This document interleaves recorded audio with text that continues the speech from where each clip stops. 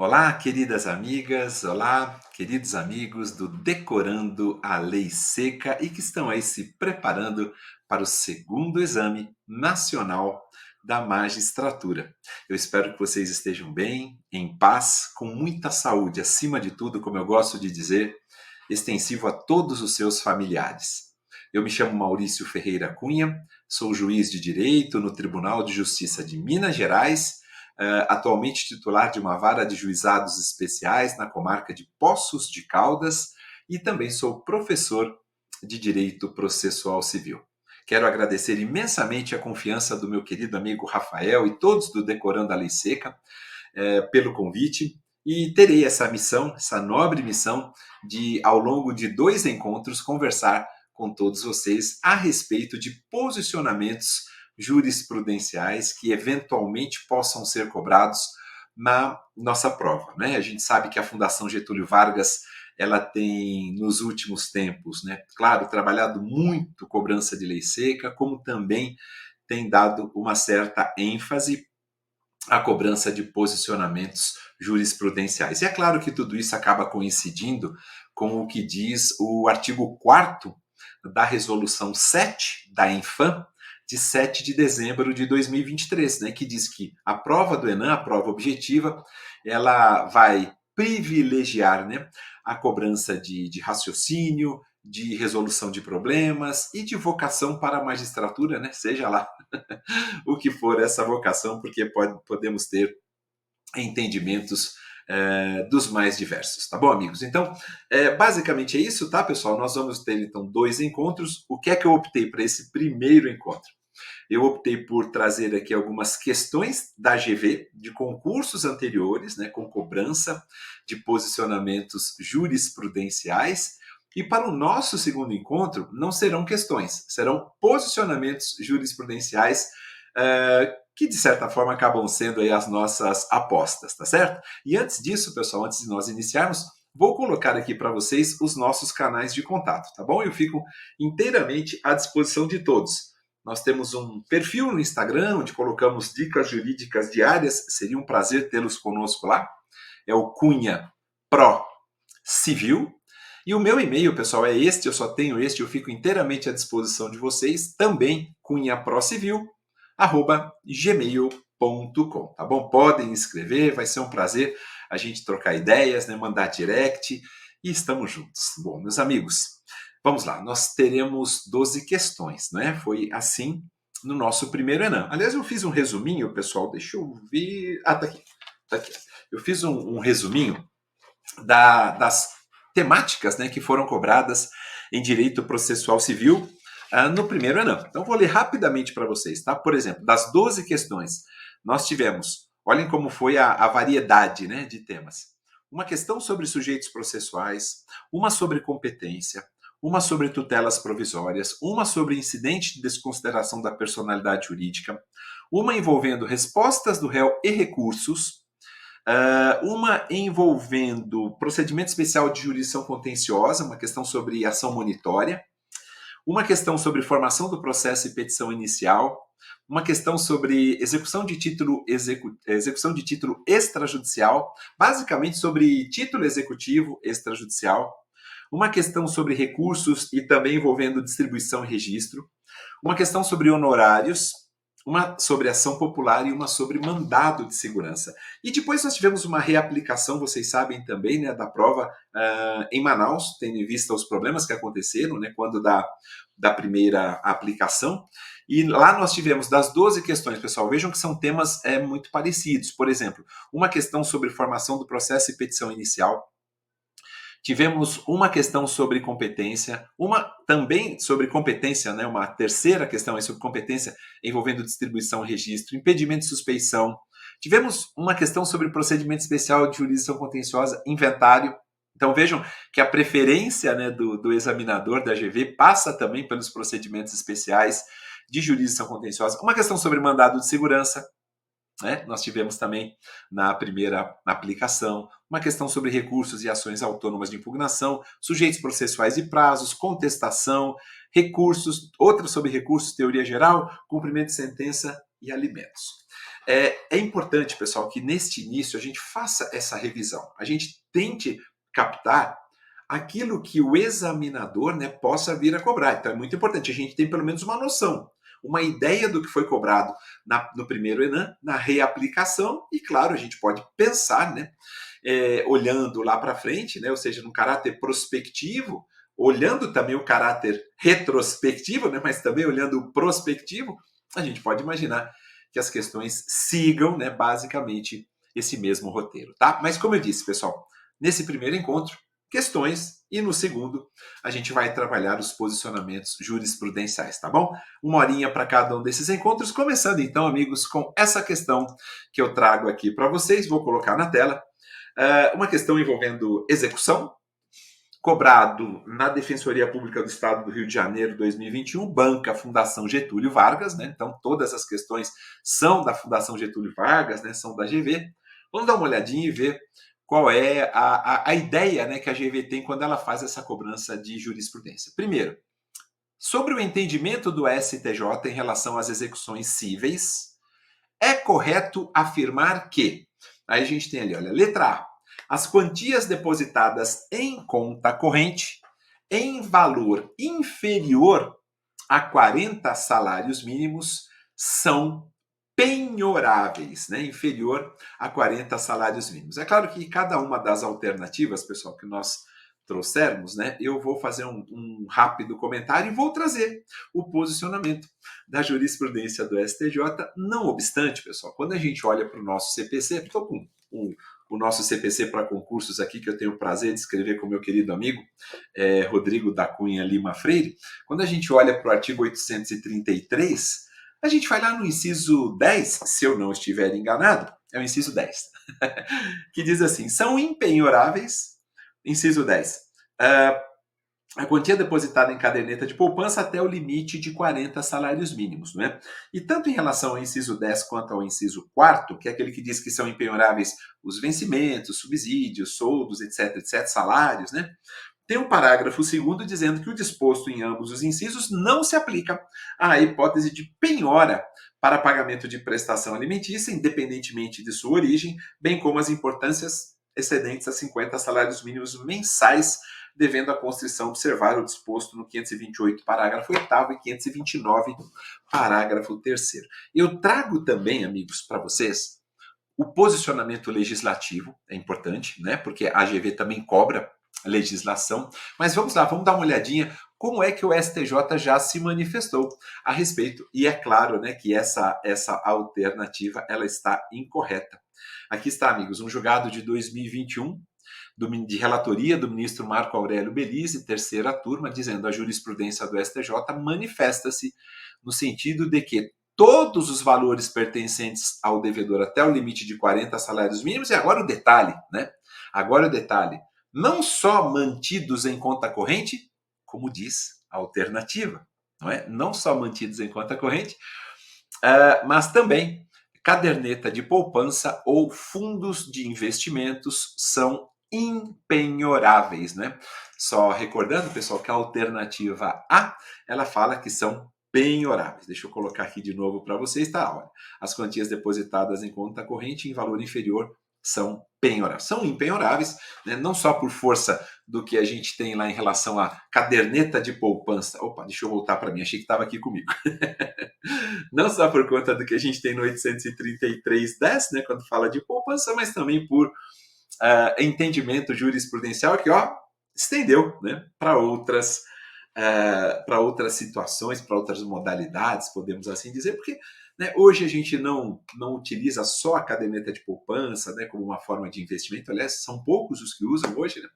E a gente pode ter esse valor também depositado em conta corrente, enfim, um entendimento do STJ extensivo, digamos assim, uma interpretação extensiva ao 833, inciso 10. Tá bom? Vamos lá para a letra B?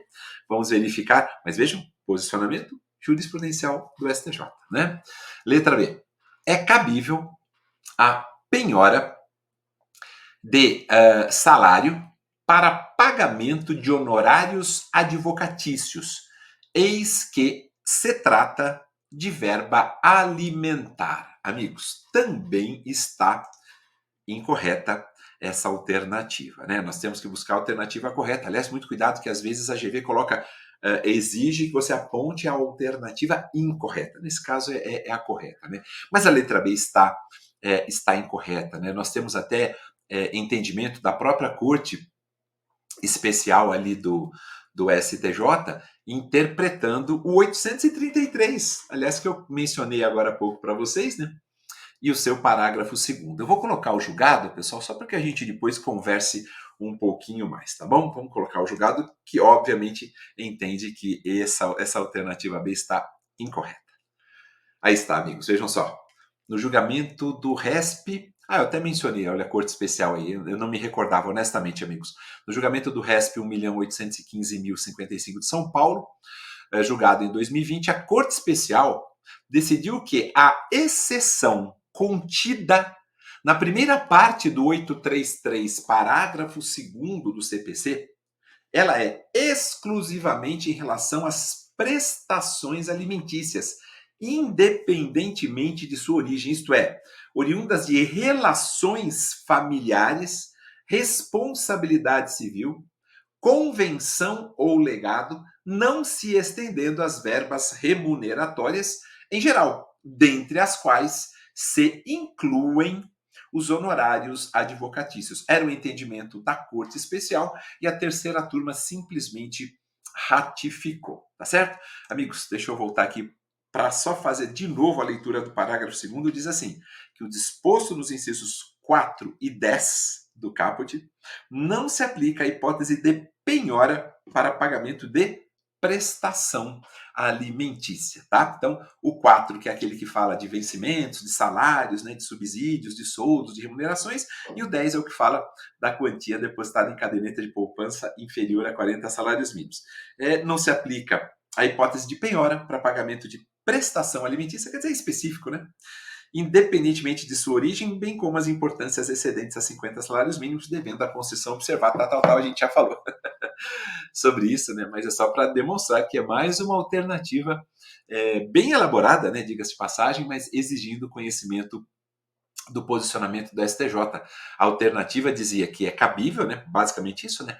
A penhora de salário, de subsídio, de salário, perdão, para pagamento de honorários advocatícios, porque se trataria de verba alimentar. A interpretação do STJ, uma interpretação mais restritiva, dizendo, olha, que aquela exceção, ela abrange tão somente prestações alimentícias, independentemente de sua origem, mas derivadas ali de relações familiares, né?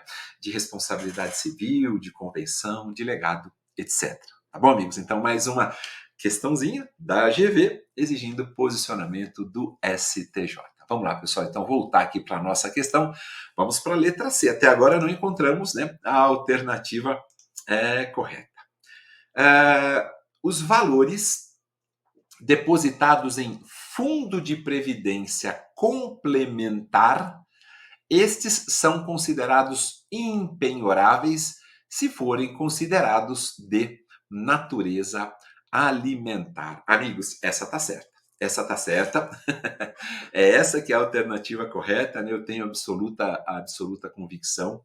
O STJ ele vem se posicionando já. Se eu não me engano, o julgado que eu vou trazer de 2019 ou 2020, se eu não estiver enganado, mas o STJ já vem se posicionando assim já há bastante tempo, dizendo que a impenhorabilidade dos valores, né, depositados em fundos de previdência complementar, ela tem que ser, essa impenhorabilidade analisada casuisticamente, tá? E de uma tal forma que a natureza alimentar desses valores só poderá ser caracterizada quando for demonstrada, é claro que você vai analisar caso a caso, né, em relação ao fundo de previdência complementar, mas a gente vai ter que analisar caso a caso e vai reconhecer a impenhorabilidade quando for demonstrada a necessidade de uso, né, de utilização desses valores, né, para subsistência de quem participa do fundo, né, e também da sua própria família. Nesse caso, sem sombra de dúvidas, impenhorável. A alternativa C está correta. Está aqui, olha. Os valores depositados em fundo de previdência complementar são impenhoráveis se forem considerados de natureza alimentar, tá certo? A alternativa C está correta. Ah, esqueci o julgado. Já vou colocar aqui para vocês, pessoal. Já vou colocar o nosso julgadinho aqui da letra C, né? Só para complementar. Aí, pessoal, vejam só. Ah, 2019, tá certo. Não, é isso mesmo, né? 2019, julgado em 2019, isso mesmo. Esta corte tem se posicionado no sentido de que a impenhorabilidade de valores depositados em fundo de previdência complementar deve ser analisada casuisticamente, de modo que a natureza alimentar desses valores somente poderá ser caracterizada quando demonstrada a necessidade de utilização do saldo para a subsistência do participante e de sua família. Julgado da segunda turma, né? Eu tinha falado 2020, se eu não me engano, né, pessoal? 2019, né? Então já faz tempo já que o STJ tem posicionamento nesse sentido. Basta analisar se aqueles valores, né, são utilizados, né, o saldo é utilizado para sobrevivência, subsistência de quem esteja ali participando e também da sua família, se leva em consideração o mínimo existencial. O STJ tem pensado muito, né, nesse sentido, tá bom? Então, letra C, amigos, a alternativa correta. Vamos lá para as letras D e E, se eu não me engano tem 4 aqui, tem, isso mesmo. Letra D, pessoal, dizendo o seguinte: no caso de cumprimento de sentença de obrigação de fazer, não é necessária intimação pessoal da parte, apenas do advogado ou do defensor público. Amigos, bom, cumprimento de sentença envolvendo obrigação de fazer, eu sei que vocês vão falar assim, Maurício, tem a súmula 410 do STJ. Súmula que não foi revogada, né? Eu não estou aqui para... Claro que não vou discutir... quer dizer, vou discutir sim. Optei por discutir, amigos. Né? Vou discutir um pouquinho a sobrevivência dessa súmula, que é a súmula 410 do STJ, né? Que diz que, basicamente, a prévia intimação pessoal do devedor é uma condição fundamental, sine qua non, para a cobrança de multa pelo descumprimento de uma obrigação de fazer ou de não fazer. Então, teria que haver uma prévia intimação pessoal do devedor. Porém, vou fazer uma crítica bem rápida aqui, amigos. Vamos lá, essa é a súmula 410 do STJ. Vamos lá para o 513, parágrafo 2º, amigos, tá? Vamos ver se o legislador pensou nisso mesmo ou não e se essa súmula 410 ainda deveria sobreviver. O 513 inaugura, né, as disposições gerais do capítulo destinado ao cumprimento de sentença, do título, né, destinado ao cumprimento de sentença, e diz assim no seu parágrafo 2º: o devedor será intimado para cumprir a sentença pelo diário da Justiça na pessoa de seu advogado constituído nos autos. 513, parágrafo 2º, inciso 1º. O devedor será intimado para cumprir a sentença pelo diário de Justiça, da Justiça na pessoa do seu advogado. Do seu advogado. E o que é que diz a súmula 410? É claro que vocês estão entendendo, amigos, onde eu quero chegar, mas a súmula 410 do STJ, deixa eu só encontrar aqui, pessoal, ela diz exatamente o seguinte, olhem só. A prévia intimação, pessoal, do devedor, não do seu advogado, do devedor, por isso que a alternativa está incorreta, né? Constitui condição necessária para a cobrança de multa pelo descumprimento de obrigação de fazer ou de não fazer. Mas essa é a súmula 410, ela está em vigor. O STJ já se posicionou dizendo que está tudo certo, que a súmula está em vigência, né, na verdade, e que ela deve prosseguir, independentemente do 513, parágrafo 2º, inciso 1º. Tem um julgado, se eu não estiver enganado, do STJ, de relatoria do ministro Luiz Felipe Salomão, nesse sentido. E é por essa razão, então, que a gente tem que considerar a letra D incorreta, pessoal. Vou colocar aqui de novo para vocês. Olha, no caso de cumprimento de sentença, não é necessária a intimação pessoal.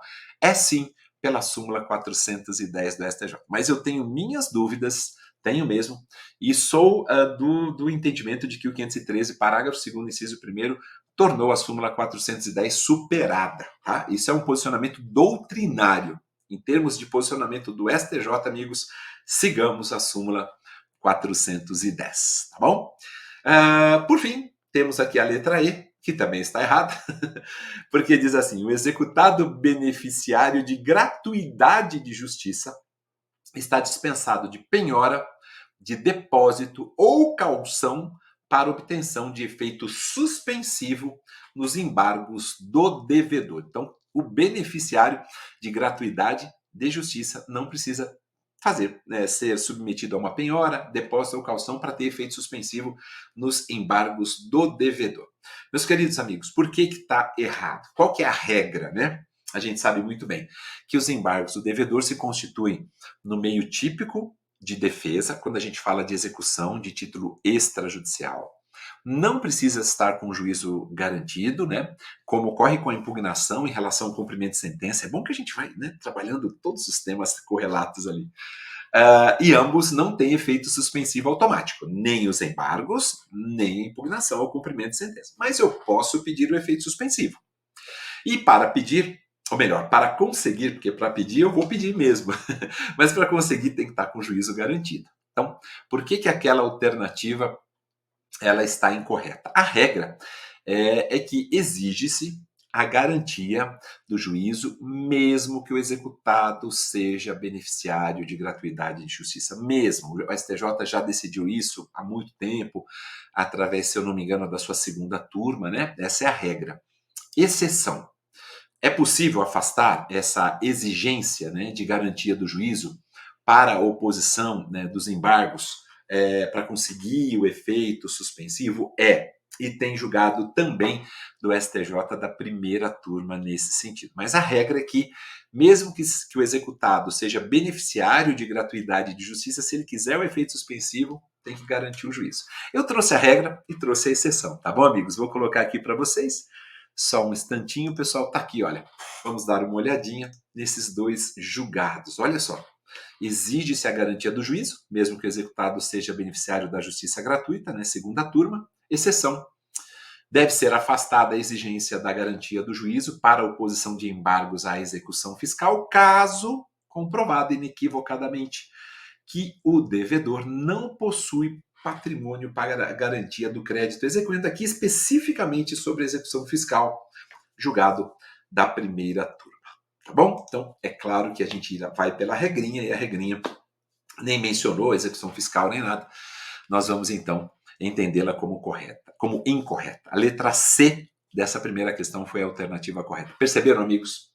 Perceberam? A gente trabalhou aqui uns 10 minutinhos, um pouco mais talvez, só uma questão, né? Eu vou trabalhar outras com vocês, é claro, mas é só para mostrar para todos como foi a cobrança da AGV numa prova em que ela foi a responsável. Ah, mas é concurso para a Defensoria Pública. Não tem problema, amigos. Se a gente fizer um apanhado, né, de concursos da AGV para os concursos das carreiras jurídicas, as questões se entrelaçam, né? Mas, de qualquer forma, amigos, está aí mais uma questão, né, da GV cobrando posicionamento jurisprudencial. Vamos para a segunda? Vamos lá? Nessa segunda, pessoal, a temática é recursal. Tá? Vamos falar um pouquinho de recursos. Vou colocar aqui na telinha para vocês mais uma questão só para vocês verem como que a GV vem trabalhando esses posicionamentos jurisprudenciais. Tá? Defensoria Pública do Mato Grosso do Sul, 2022. O Tribunal de Justiça do Estado Alfa, ao julgar recurso de apelação interposto contra a sentença proferida em ação coletiva. Então, imaginem, né? Nós já temos uma ação coletiva, temos uma sentença proferida e um recurso de apelação que chegou para o Tribunal de Justiça do Estado Alfa. Ele adota um entendimento diametralmente oposto àquele preteritamente encampado pelo STJ em determinado tema, em sede de recurso especial repetitivo a respeito da interpretação da legislação federal. Amigos, perdoem-me, peço mil desculpas de retornar aqui, mas é só para mostrar para vocês. Olhem que interessante, o que o examinador fez, né? Ele falou assim, olha, eu vou deixar no ar uma eventual possibilidade de ajuizamento de reclamação. Por quê? Porque a ideia é, olha, o entendimento que foi adotado, né, pelo Tribunal de Justiça do Estado Alfa, ao julgar o recurso de apelação, é um entendimento que não bate, né, que está de acordo com o entendimento encampado pelo STJ em sede de recurso especial repetitivo e envolvendo interpretação de legislação federal. A primeira coisa que pode vir na cabeça, poxa, cabe uma reclamação, né, para garantir a observância dos precedentes. Por exemplo, se a gente olhar para os juizados, deixa eu só fazer um parênteses, amigos, humildemente também, se a gente olhar para os juizados, quando nós tivermos algum acórdão de turma recursal que esteja em desconformidade com posicionamentos adotados pelo STJ, cabe reclamação, não é? Nós temos a resolução 3 de 2016 do STJ dizendo, olha, cabe reclamação e não é para o STJ. Né? É para as câmaras reunidas ou sessões especializadas. Né? O artigo 1º da Resolução 3 de 2016 diz isso. Então, olhando para a questão, a gente fala, pode ser reclamação. Mas será? Vamos voltar, pessoal, para dar uma olhadinha na continuidade. Olha só. Nesse caso, o instrumento a ser utilizado para que o acórdão do Tribunal de Justiça venha a ser apreciado pelo órgão jurisdicional competente, observados os demais requisitos exigidos, temos lá. Olha só, pessoal. Letra A. Eu falei, né? Reclamação. Será que é reclamação? Recurso especial, mandado de segurança e RDR. Bom, a gente pode pensar da seguinte maneira, pessoal, olhando aí para as alternativas, né? Inicialmente, você vai descartando, né? Você fala, mandado de segurança, proteção de direito líquido e certo, não amparado por habeas corpus, por habeas data, dá para você excluir, né? Se for para fazer por exclusão. E RDR? Dá para excluir também. Não tem nenhuma demanda repetitiva, né? Não tem absolutamente, não tem os requisitos de segurança jurídica, multiplicidade ali de processos, né? Aliás, o IRDR é um tema que tem tudo para ser cobrado, né? Quando a gente fala em sistema de precedentes, eu recomendo aos amigos até uma leitura do 976 até o 987, sabe, pessoal? Vale a pena. IRDR é sempre um tema interessante, mas enfim, a gente descartaria. Sobrariam reclamação e recurso especial. Mas vocês perceberam, amigos, que o que é que a gente tem ali? Um tribunal que analisa um recurso de apelação, adota um posicionamento diametralmente oposto ao que o STJ adotou em sede de recurso especial repetitivo, e nós temos ali também interpretação divergente, né, que tenha sido acolhida em relação à legislação federal.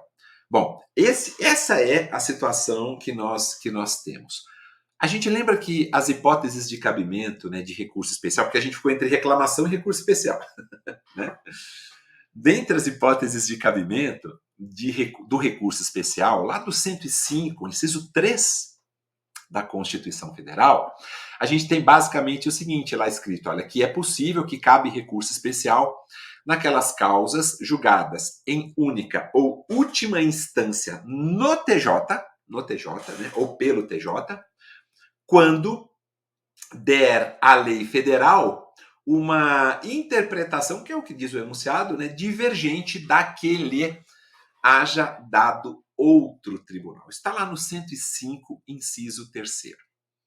Quando a gente olha para a reclamação, porque a gente vai falar assim, olha, quer ver? Eu vou só pegar aqui o nosso CPC, pessoal, lá no 988, que é o dispositivo, na minha opinião, mais relevante da reclamação. Todos nós sabemos que a reclamação tem natureza jurídica de ação, não é? A gente tinha ela positivada na nossa Constituição, agora está positivada aqui no nosso CPC. Mas, enfim, quando a gente olha, né, para as hipóteses de cabimento da reclamação, tem um detalhe que é importante a gente destacar aqui. O 988 diz assim, olha, caberá a reclamação da parte interessada ou do MP para, primeiro, preservar a competência do tribunal, segundo, garantir a autoridade das decisões do tribunal, terceiro, garantir a observância de súmula vinculante e de decisão do Supremo em controle concentrado, quarto, garantir a observância de acórdão proferido em IRDR ou em IAC, incidente de assunção de competência, que também é outro tema, né, 947, que pode ser cobrado. Mas a gente vai para o parágrafo 5º. E o parágrafo 5º diz o seguinte, pessoal, vejam só. É inadmissível a reclamação. Aliás, o parágrafo 5º foi acrescentado durante o período de vacácio do nosso CPC. É verdade, amigos, pela Lei 13.256, de 4 de fevereiro de 2016, né? dizendo o seguinte, ó, não cabe reclamação. Primeiro, proposta após o trânsito em julgado da decisão reclamada, tem nada a ver com a nossa pergunta. E 2, é inadmissível a reclamação proposta para garantir a observância de recurso extraordinário com repercussão geral conhecida ou de acórdão proferido em julgamento de recursos extraordinário ou especial repetitivos, que é o que a gente tem na questão, né?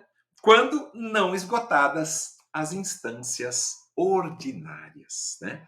Não se esgotou ainda. Portanto, meus queridos amigos, a alternativa correta é a letra B, B de bola, recurso especial, tá bom? Não só por conta do 105, né, inciso 3, que diz que cabe recurso naquelas causas, volto a dizer, né, julgadas em última instância ou em única instância, né, pelo Tribunal de Justiça, quando der à lei federal uma interpretação divergente da que lhe haja dado outro tribunal. É que a gente pode ir direto na reclamação, mas quando a gente olha para o parágrafo 5º, a gente fala, opa, tem uma ressalvazinha ali no parágrafo 5º, né? Enquanto não esgotadas as instâncias ordinárias, não cabe a reclamação. Então, esgota com a interposição de recurso especial e depois, se for o caso, uma eventual reclamação. Tá bom, amigos? Achei a questão muito interessante, muito mesmo, e né, fiz questão de trazê-la para vocês. Vamos para a terceira? Vamos lá? Vou colocar aqui a nossa terceira questãozinha, pessoal. Deixa eu só encontrar ela aqui. Parece que sumiu aqui, mas já vou encontrar. Ah, pessoal, tem julgado do STJ aqui. Não, deixa eu colocar primeiro. Antes de irmos para a terceira. Tá aqui, ó, pronto. É um julgado da Corte Especial 2020. Eu estava esquecendo, falei, não posso deixar de colocar, porque eu falei basicamente de lei, né? Mas e o posicionamento da STJ, né?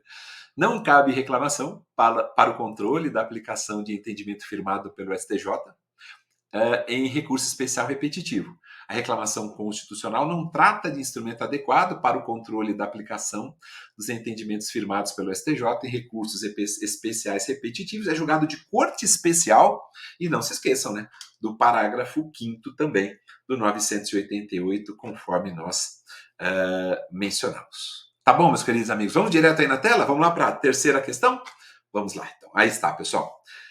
Agora, para o MP de Goiás, tutelas provisórias, né? Vocês lembram que nós tivemos, né, na primeira prova aplicada do ENAM, uma questão sobre tutelas provisórias, bem interessante. Aliás, eu tinha trabalhado muito essa questão, a possibilidade de tutela provisória em sede recursal também, enfim, tudo que envolvia tutela provisória, essa questão é interessante. Vamos dar uma olhadinha nela, MP de Goiás 2024.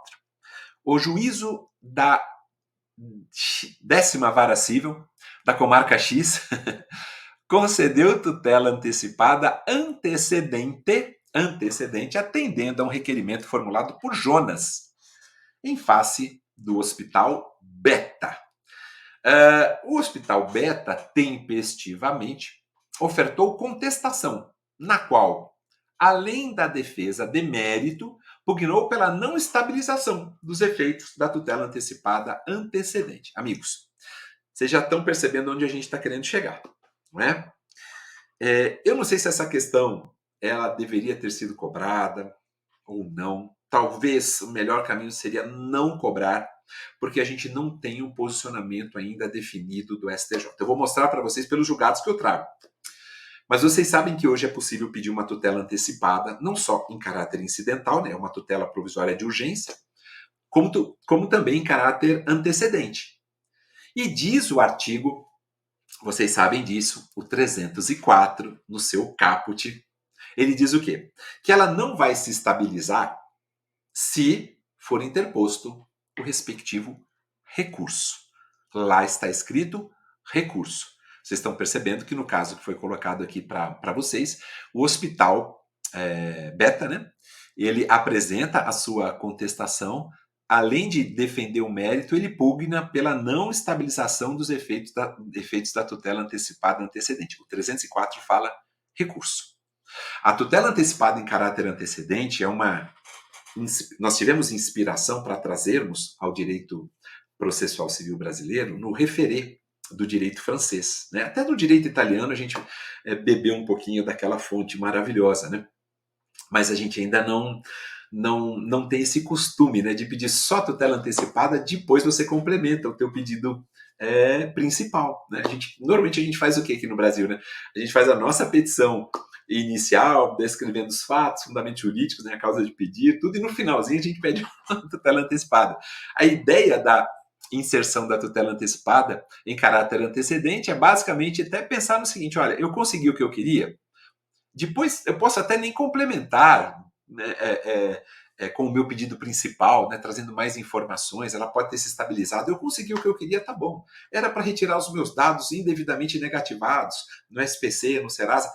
Essa era a mens legis, a ideia principal da tutela antecipada em caráter antecedente, que ainda não pegou no Brasil como deve pegar, tá? Mas vamos lá, pessoal, vamos voltar para a questão.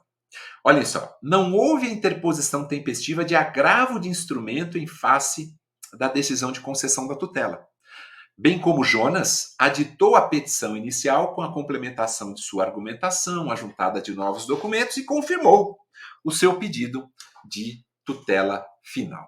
Resumindo, meus amigos, né? Quando o 304 diz que a tutela antecipada em caráter antecedente só não se estabiliza se for interposto o respectivo recurso, é o recurso de agravo de instrumento, tá bom? Voltando lá, pessoal. Então vamos lá. Tendo em vista as disposições do CPC e a jurisprudência mais recente do STJ sobre o caso acima, assinale a afirmativa correta. Letra A. O impedimento à estabilização da tutela antecipada, antecedente, prescinde da interposição de recurso, sendo a contestação meio suficiente para tal tarefa. Meio suficiente para tal tarefa.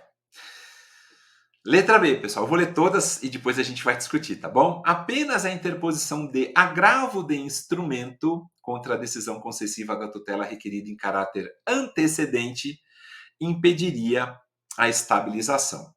Já vou adiantar para vocês. A letra B é a alternativa correta, tá? Por quê? Porque o 304 fala recurso e foi considerada a alternativa correta pela banca, tá bom? Então a gente já descartaria a letra A, porque a letra A fala o que mesmo, pessoal? Só voltando lá, olha só.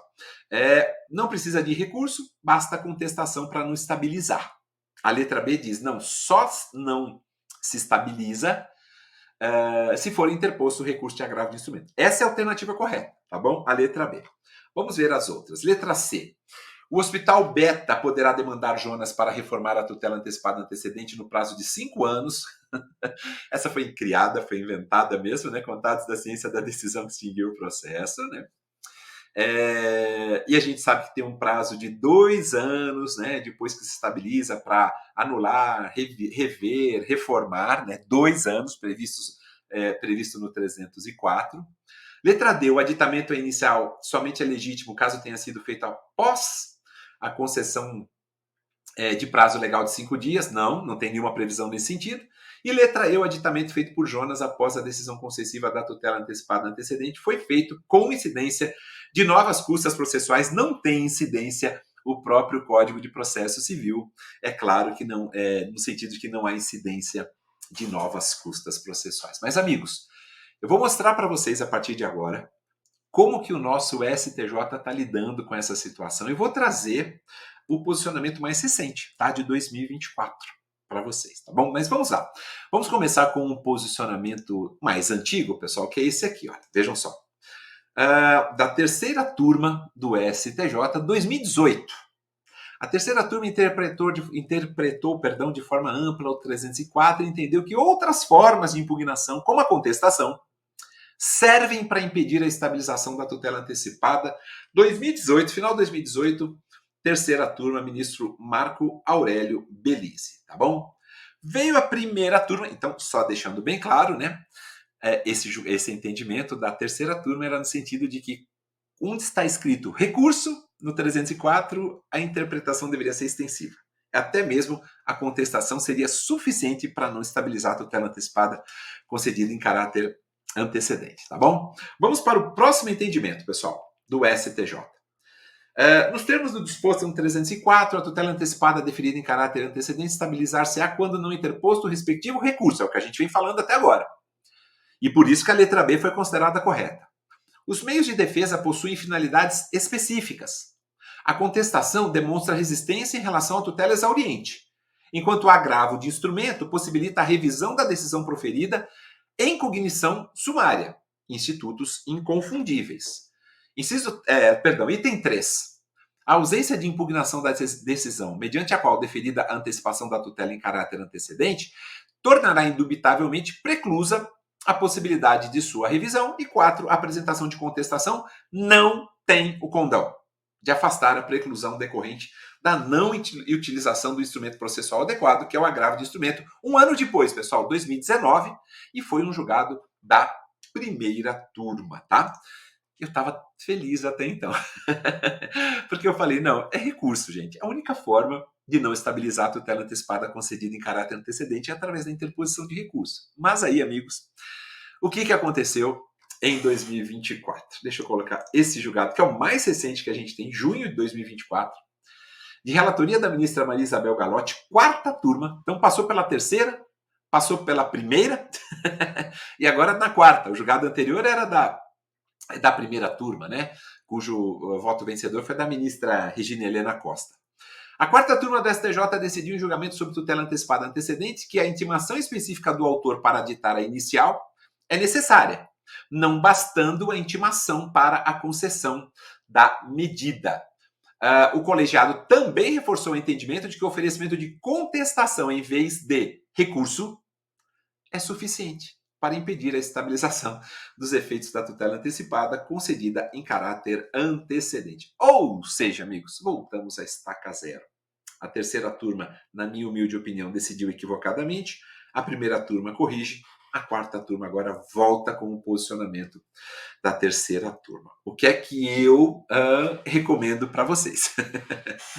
Né? Se a gente olhar para a redação da nossa questão, né, e vejam, amigos, que foi uma questão formulada num concurso de 2024 para o Ministério Público do Estado de Goiás, né, e exigia-se conhecimento da jurisprudência mais recente do STJ, não chegou a pegar esse posicionamento, né, da quarta turma. E aí prevaleceu, né, o da primeira turma, ou seja, nós estaríamos falando, então, né, olhando com um posicionamento da jurisprudência mais recente, que deve ser seguido aquilo que está escrito no CPC. Recurso é recurso, né? Mas o posicionamento mais recente agora é de que contestação também é possível, amigos. Então, o que é que eu diria para vocês? Hoje, de acordo com o STJ, o posicionamento mais recente diz que contestação faz com que não se estabilize. Se a gente olhar, né, para o nosso Código de Processo Civil, eu não tenho nenhuma dúvida interpretativa, nenhuma dúvida de hermenêutica, porque o 304 fala recurso. Recurso é recurso, contestação é uma outra forma, né, uma forma de defesa. Recurso é meio de impugnação de decisão judicial. Recurso é um remédio voluntário e idôneo a ensejar dentro do mesmo processo a reforma, a invalidação, a integração, o esclarecimento da decisão judicial, como diz o professor Barbosa Moreira, né? Dizia o professor Barbosa Moreira há muitos anos, nossa maior referência na temática recursal e que infelizmente não está mais entre nós. Tá? Então, muito cuidado com as perguntas, né, que venham a ser feitas, né, pela nossa banca. Não sei se no nosso Renan a gente vai ter alguma coisa nesse sentido, mas eu trouxe os posicionamentos para vocês aqui, mais recentes aí do STJ, tá bom? Vamos para a quarta questão, pessoal, deixa eu colocar aqui para vocês, bem interessante, sobre competência, se eu não estiver enganado, isso mesmo. Defensoria Pública do Rio de Janeiro, amigos, uma questão interessante, 2023, dizendo o seguinte: a partir da decisão do STJ, prolatada no IAC 14, mantida provisoriamente pelo Supremo Tribunal Federal, né? Aliás, é a primeira sessão, tá, pessoal, que estabeleceu essa tese no IAC. Se eu não me engano, foi o ministro Gurgel de Faria. Se eu não me engano, foi ele que foi o relator. Mas, enfim, a partir dessa decisão, mantida provisoriamente pelo Supremo, em razão de decisão cautelar prolatada no tema 1234, em que restaram fixadas por unanimidade as teses jurídicas relativas às ações baseadas no direito à saúde, pessoal, direito à saúde é um tema que está muito em voga, né? Eu sou titular de uma vara de juizados especiais com competência da Fazenda Pública. Então a gente lida muito com judicialização da saúde, tá? Por isso que eu quis humildemente trazer essa questão aqui para vocês, espero que seja útil, né? Mas voltando lá, amigos. Então, intentadas contra o poder público para efetivar a obrigação de entrega de medicamentos não padronizados e não inseridos na lista do SUS, não inseridos, não padronizados e não inseridos, tá? Analise as afirmativas a seguir. Pessoal, são 3, tá? São 3.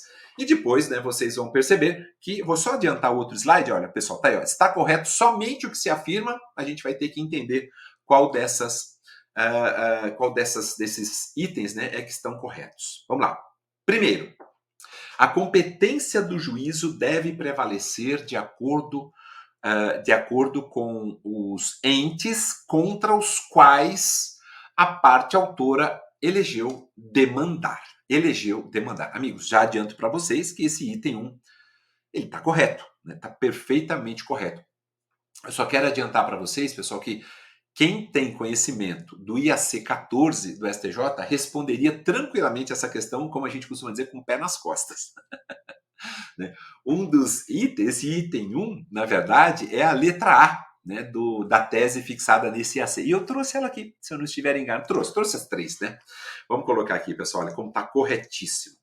Nas hipóteses de ações relativas à saúde, intentadas com o objetivo de compelir o poder público ao cumprimento de obrigação de fazer, consistente na dispensação de medicamentos não inseridos na lista do SUS, mas registrado na Anvisa, deverá prevalecer a competência do juízo de acordo com os entes contra os quais a parte autora elegeu demandar. Exatamente como está lá no item 1, tá? A competência do juízo ela é estabelecida, claro que a gente vai falar de União, dos estados, dos municípios, quando a gente pensa em judicialização da saúde, né, da responsabilidade ali solidária, mas a competência do juízo deve prevalecer de acordo com os entes, né, contra os quais a parte autora elegeu demandar, né? Então, sendo, por exemplo, ali, né, estado e município, é da justiça estadual, aí tem que ver se tem vara de juizado especial da Fazenda Pública ou não, instalada, né, porque se tiver, aí a competência é absoluta, mas enfim,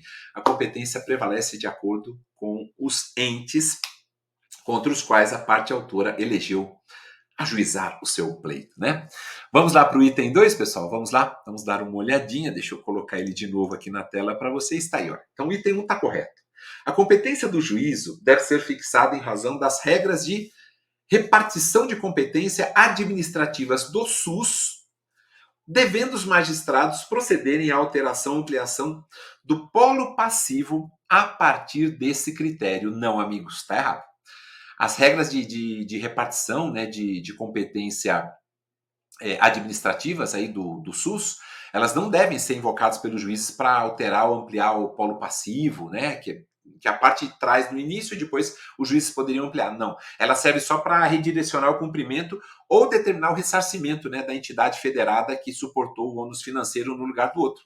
Então, amigos, é só para dizer o seguinte, quando a gente pensa nessas regras de repartição de competência administrativa, o que o magistrado vai poder fazer é dizer o seguinte, olha, era para o município fazer, o Estado fez, né? Então, obviamente que depois o Estado pode cobrar, pode obter ou tentar obter o ressarcimento da entidade, obviamente do município, né, que deveria ter suportado o ônus financeiro e não suportou. Aquele ente que suportou, quando era do outro, ele pode, evidentemente, pleitear esse ressarcimento e o magistrado pode agir nesse sentido. Então, por isso que esse item 2 está equivocado.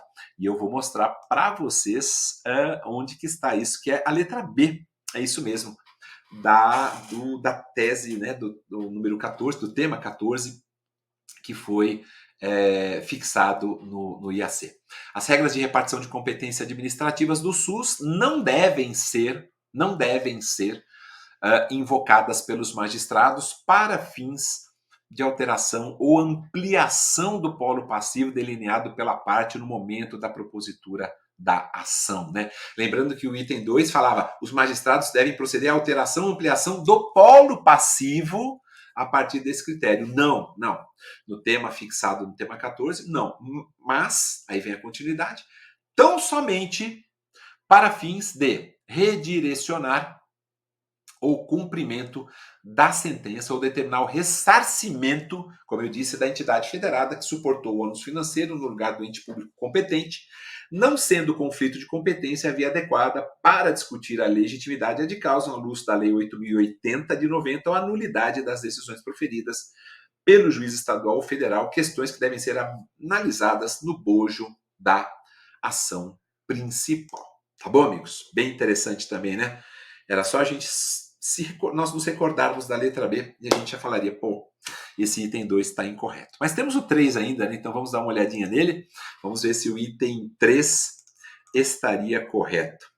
A competência da Justiça Federal, nos termos do 109.1 da Constituição, é determinada pelo critério objetivo, tá certo? Em regra, em razão das pessoas que figuram no polo passivo da demanda, competindo ao juízo federal decidir sobre o interesse da União no processo. Isso me lembra, inclusive, amigos, a súmula 150 do STJ. Toda vez que eu falo de intervenção anômala, eu lembro da súmula 150 do STJ. Mas, enfim, está correto, né? Esse item 3, a competência da Justiça Federal, nos termos do artigo 109, inciso 1º, é determinada por critério objetivo em regra, até mesmo em razão, né, das pessoas que acabam figurando no polo passivo da demanda, né? Não cabe ao juiz estadual, quando recebeu os autos que eventualmente, né, foram restituídos a ele em razão da exclusão do ente federal, né,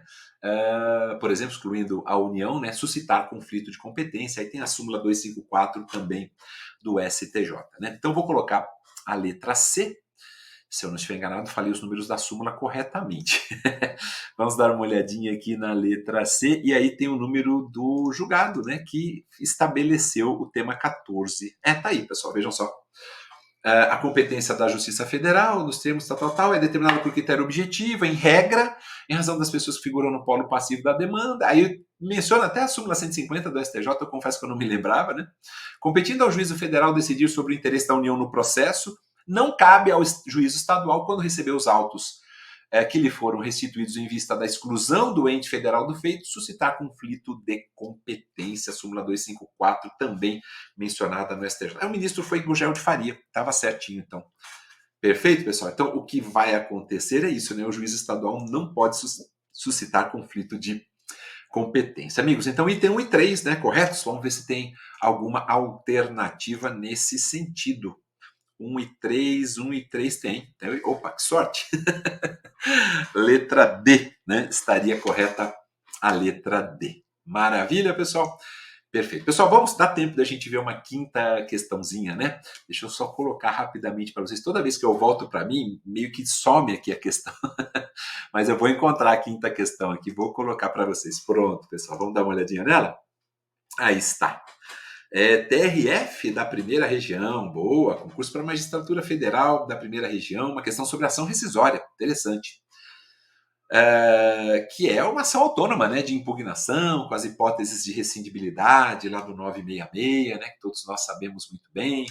Aliás, deixa eu só fazer um parênteses, pessoal, me perdoem, eu sei que essas aulas elas são voltadas para a gente tratar de posicionamento jurisprudencial, mas quando fala de rescisória, não custa nada a gente dar umas dicas aqui interessantes.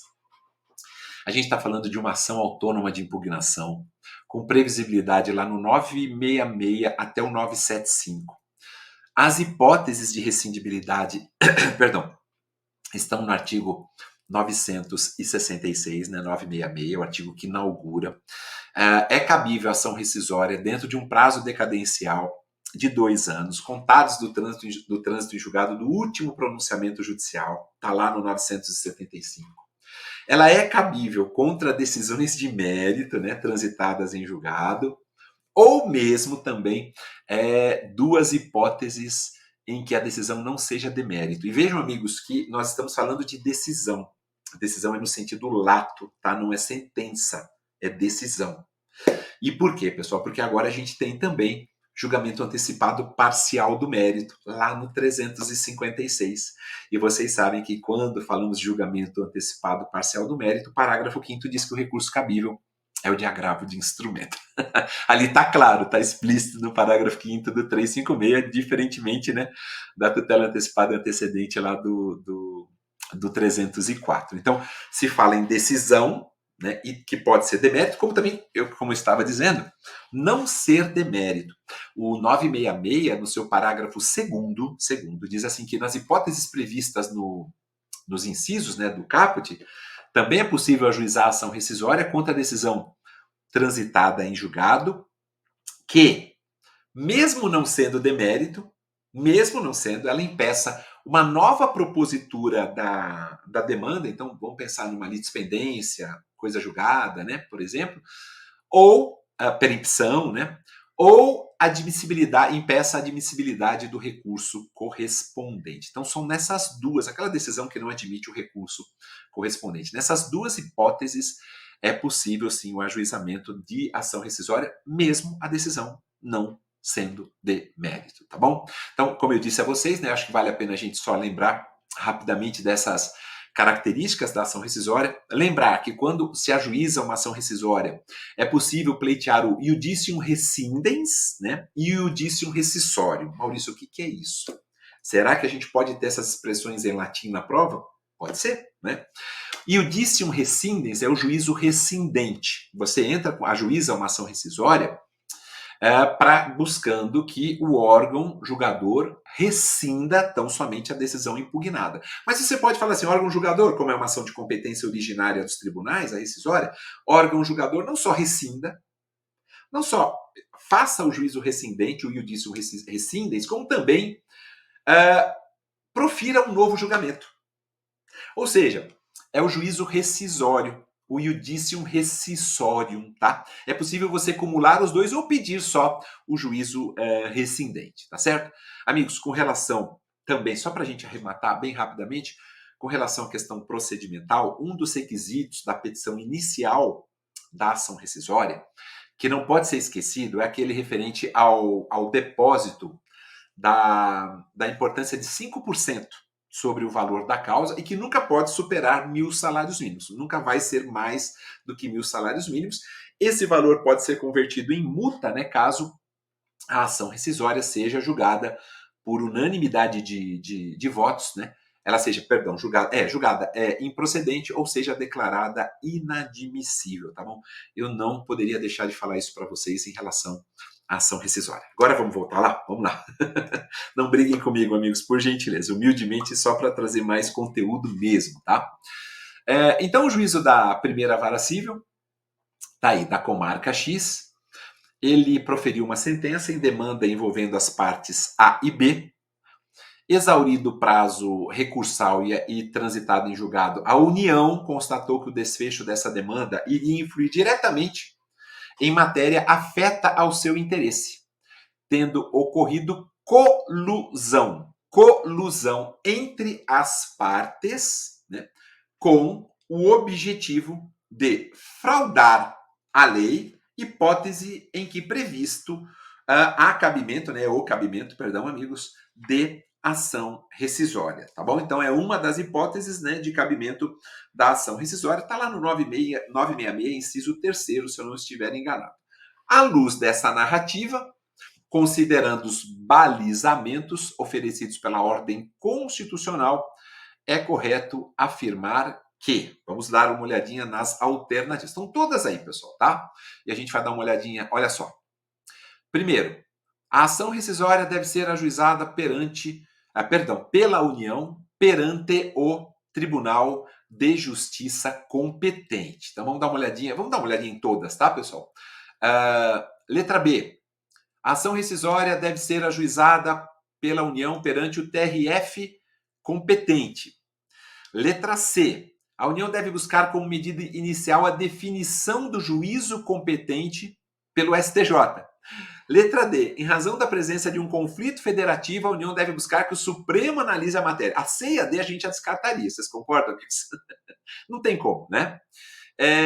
Letra E. A União só pode ajuizar a ação rescisória perante o tribunal competente, caso o juízo da primeira vara civil da comarca X tenha atuado no exercício de uma competência federal. A gente descarta também, né, poderia falar da chamada competência por delegação, né, prevista lá no 109, parágrafo 3º da nossa Constituição. Então, eu já descartaria as letras C, D e E.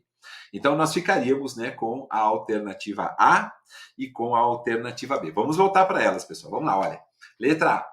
A rescisória deve ser ajuizada pela União perante o TJ competente.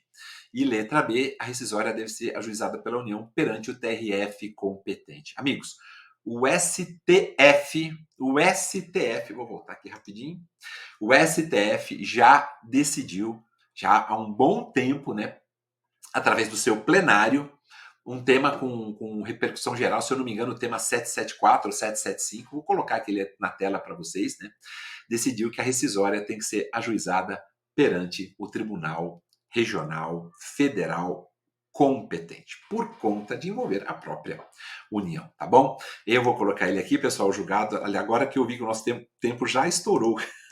Desculpem, amigos, perdão, me perdoem, tá? Compete ao Tribunal Regional Federal, a letra B, portanto, é a correta, processar ação rescisória, proposta pela União, com o objetivo de desconstituir sentença transitada em julgado proferida por juiz estadual quando afeta interesses de órgão federal. Exatamente como ocorreu, né? No caso que foi trazido, né? Na questão, que foi trazida aqui para todos vocês.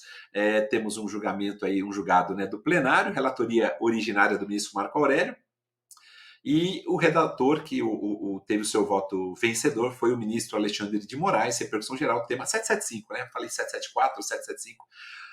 Tá aí, pessoal, não lembrava honestamente de cabeça, mas a competência é do TRF. Amigos, sempre pensem dessa forma. União, desconstituir sentença transitada em julgado, ajuizamento rescisória, né, perante juízo estadual, interesses do órgão federal evidenciados, tá certo? Esse foi, o caso concreto, né, estabelecido ali nessa quinta questão, tá certo?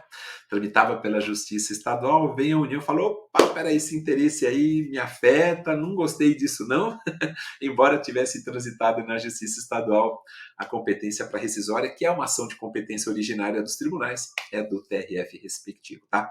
Amigos, eu sei que o tempo estourou, eu vou pedir uma gentileza, posso fazer mais uma? Prometo que é a sexta e última, tá bom? Porque o tema envolve, eu separei aqui algumas, pessoal, envolve cumprimento de sentença de alimentos, tá bom? Então eu acho que vale a pena, sempre tem alguma questãozinha a respeito, é uma dicasinha a mais, eu acho que vale a pena a gente olhar, tá? Prometo que é a última, amigos. A questão de número 6. Tá aqui? Perfeito. Vamos lá? Cumprimento de sentença alimentos, DPE Rio de Janeiro, 2023. Vamos dar uma olhadinha. Na atuação como defensor público, na defesa dos direitos de João, filho de Maria, criança credora de alimentos perante seu pai Jorge, né? Então tá, o pai é Jorge, a mãe é Maria e o filho João, né? De obrigação reconhecida em sentença transitada em julgado há mais de 2 anos, o defensor público, né? Ele que estaria ali atuando, mas enfim, há mais de 2 anos transitado em julgado, mas nunca adimplida. É incorreto afirmar que. Fiquei muito feliz, por quê, pessoal? Porque é uma questão pedindo para você apontar, a alternativa incorreta, né? Vamos lá então, amigos. É bom que a gente mexe com o nosso raciocínio. Eu gosto particularmente, amigos, de questão assim, né? Vamos lá, letra A. O eventual pagamento parcial da obrigação alimentar pelo alimentante em cumprimento de sentença pelo rito especial, esse pagamento parcial não impede a prisão civil do devedor. Tá correto, tá corretíssimo, né? A gente tem que buscar a alternativa incorreta. Não se esqueça, tá corretíssimo, né? Pagou só uma parte, né? A gente pode invocar aí a teoria do adimplemento substancial, tenho certeza que os amigos vão se recordar, aquela teoria, né, que tem por objetivo, né, que tem por finalidade impedir que o credor ele resolva a relação contratual em razão do inadimplemento de uma ínfima, né, parcela da da obrigação, né, que ainda é devida, né? Mas enfim, amigos, a gente sabe que a teoria do inadimplemento substancial ela não tem incidência, né, nos vínculos jurídicos familiares. O próprio STJ já entendeu nesse sentido já há algum tempo. E também, amigos, né, pagou só uma parcela, né? O pagamento parcial não afasta a prisão civil de maneira alguma, né? Tem 2 julgados do STJ nesse sentido que eu quero trazer aqui para vocês para essa letra A. Opa, deixa eu voltar aqui rapidinho, pessoal. Tá aqui. É isso mesmo, né? Teoria do adimplemento. Isso, pessoal, perfeito. Tá? Então a letra A está correta, está corretíssima.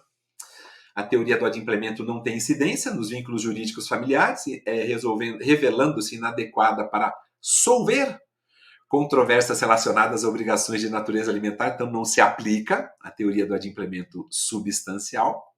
E o pagamento parcial, que é o caso, né, da obrigação alimentar, não afasta a regularidade da prisão civil. Tá? Então está corretíssima, pessoal, né? A gente sabe, está corretíssima sim a letra A. Eu vou só tentar voltar aqui rapidamente, pessoal, para vocês. Deixa eu voltar aqui. Voltou? Pronto, tá aí. Ó. Letra A está correta. O eventual pagamento parcial não impede a prisão civil do devedor. Tá bom? Vamos para a letra B, em busca da alternativa incorreta. Caso demonstrada a idade avançada do devedor de alimentos ou a fragilidade de sua saúde, o cumprimento da prisão civil em regime semiaberto ou em prisão domiciliar poderá ser excepcionalmente autorizado. Não, amigos, não. Essa é a incorreta. Essa é a incorreta, tá? Se demonstrada a idade avançada do devedor ou a fragilidade, o cumprimento da prisão civil em regime semiaberto ou em prisão domiciliar poderá ser excepcionalmente autorizado. Amigos, essa está incorreta, essa alternativa B. Ou não. Ou não. Né? Eu fiz isso de propósito. Não, amigos, ela está correta. Está corretíssima. Sabem por quê? Eu vou dizer para vocês, pessoal. A prisão civil do devedor de alimentos, aliás, tem um caso emblemático do STJ, até de um pai que devia pensão alimentícia para um filho, ele já tinha uma idade bem avançada já, né? Enfim, esse julgado ficou emblemático, o filho acho que era psicólogo, se eu não me engano, né? Mas essa alternativa está correta, tá, amigos? Eu estava brincando, claro, que com todos vocês. A prisão civil do devedor de alimentos, ela pode ser excepcionalmente afastada quando o juiz perceber, né, que a técnica de coerção não é a mais adequada, não é a mais eficaz para aquele tipo de situação. Ou seja, é analisar a casuística, tá? Tem um julgado que eu trago até aqui para vocês, pessoal, que eu queria colocar, que é de relatoria da ministra Nancy Andrighi. Talvez esse julgado, se eu não estiver enganado, é dela, né? E vocês vão perceber por que é que eu quero fazer essa menção. Esse aqui, pessoal, olha, vamos dar uma olhadinha nele? Bem rapidamente, tá aqui, olha.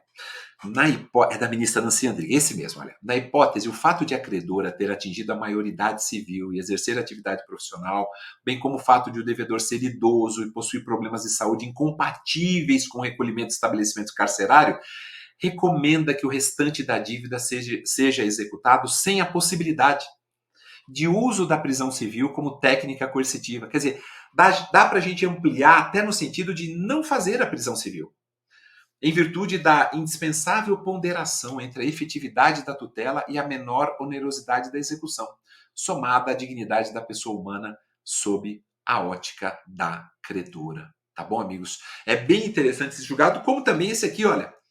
A prisão civil do devedor de alimentos pode ser excepcionalmente afastada quando a técnica de coerção não se mostrar a mais adequada e eficaz para obrigá-lo a cumprir as suas obrigações. Terceira turma, o julgado 2022, foi publicado até no informativo 733.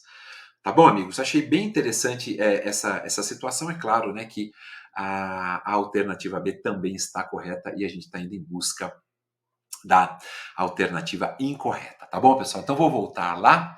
Deixa eu só encontrar aqui onde que está a nossa querida, a nossa querida aqui, olha, pronto, encontrei. Às vezes some aqui no computador, pessoal, viu? Vou falar para vocês. A letra B tá aí, está correta. Caso demonstrada a idade avançada do devedor de alimentos ou a fragilidade, o cumprimento em semiaberto ou em domiciliar pode sim ser excepcionalmente autorizado. Letra C, será que é essa que está incorreta? Vamos ver. Se decretada a prisão do devedor desempregado e passado o tempo de reclusão, mesmo pendente ainda o débito, não mais se reveste das características de atualidade e urgência que justificariam, em tese, o emprego da medida coativa extrema. Quer dizer, decretada a prisão de um devedor desempregado, passou o tempo de reclusão, mesmo pendente ainda o débito, não mais se reveste das características de atualidade e urgência que justificariam, em tese, o emprego da medida coercitiva extrema. Tá correto, né, pessoal? Tá correto. E eu posso dizer para vocês, pessoal, até esse julgado, aliás, deixa eu voltar aqui rapidamente, a C está correta também. Esse julgado é aquele que eu falei para vocês, né, do filho ou da filha psicóloga de 26 anos. Eu trouxe ele aqui, para a gente responder a essa letra C, amigos. Vou colocar aqui rapidamente para vocês. Está aqui, olha, que também está correta, né? Vejam só. Item 1 da emenda, né, na linha da jurisprudência do STJ, em regra, a maioridade civil e a capacidade em tese de promoção ao próprio sustento por si só não são capazes de desconstituir a obrigação alimentar, devendo haver prova pré-constituída da ausência de necessidade dos alimentos, né? Não é porque atingiu a maioridade civil, né, que vai continuar recebendo ou não, né? Tem que, obviamente, analisar essa prova pré-constituída sobre a ausência da necessidade. Precedentes, item 2, particularidades, contudo, do caso concreto analisado, permitem aferir a ausência de atualidade, que é o que diz a letra C, né? E urgência no recebimento dos alimentos. Por quê? O credor é maior de idade, 26 anos, tá aí, né, pessoal? Com formação superior em psicologia, inscrito no respectivo conselho de classe. A saúde física e psicológica fragilizada do devedor de alimentos que não consegue manter regularidade no exercício de atividade laborativa, né? E item 3, a dívida se prolongou no tempo e se tornou gravoso exigir todo o seu montante para afastar o decreto de prisão. Aí eu trago 2 itenzinhos, pessoal, do julgado, né? Mas vou só mostrar bem rapidamente para vocês, que é interessante. Esse julgado é muito interessante, a relatoria da ministra Nancy Andrighi também, dizendo o seguinte: o risco alimentar e a própria sobrevivência do credor não se mostram iminentes e insuperáveis, podendo ele por si só, como vem fazendo, afastar a hipótese pelo próprio esforço.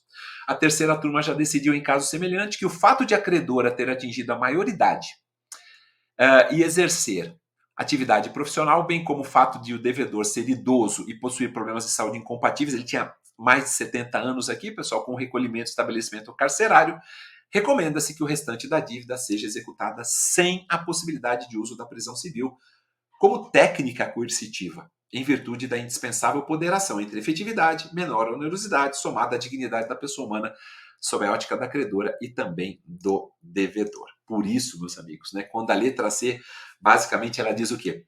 Se decretada a prisão do devedor desempregado, né, e passado o tempo de reclusão, mesmo ainda pendente o débito, não mais se reveste das características de atualidade e urgência que justificariam, em tese, né, o emprego da medida coativa extrema. O STJ tem sido ele tem mitigado muito essa questão, pessoal, a depender do caso concreto em si, né? Por isso que vale a pena fazer essa observação, se por acaso, evidentemente, a gente tiver algum questionamento nesse sentido. Tá bom, meus amigos? Vamos lá, a gente já está terminando já. Então, a letra C estaria correta. A gente está em busca da alternativa incorreta. A gente vai encontrar, pessoal. Vamos lá, letra D. Será que é ela?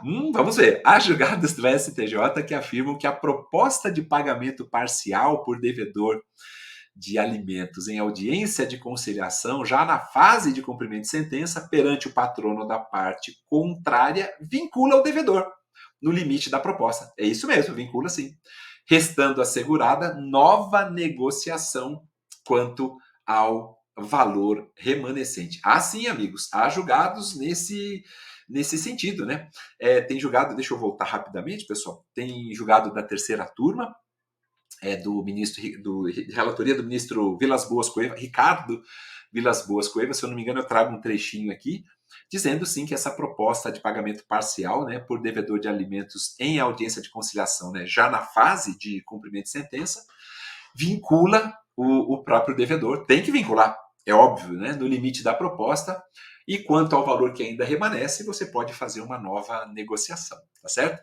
Tem sim, meus amigos, vou colocar aqui para vocês, né, já está quase terminando, amigos. Prometo que já está quase terminando. É esse julgado aqui. Então, a letra E acho que é incorreta, né?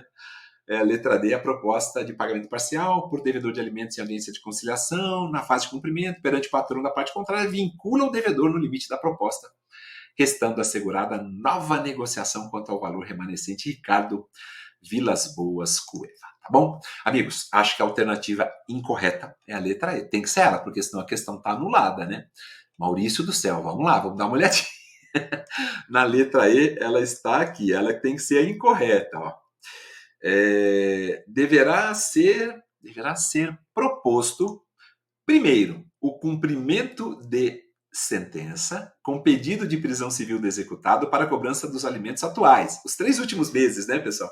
E após a satisfação dessa obrigação, outro cumprimento para a cobrança mediante penhora e execução dos alimentos pretéritos, né?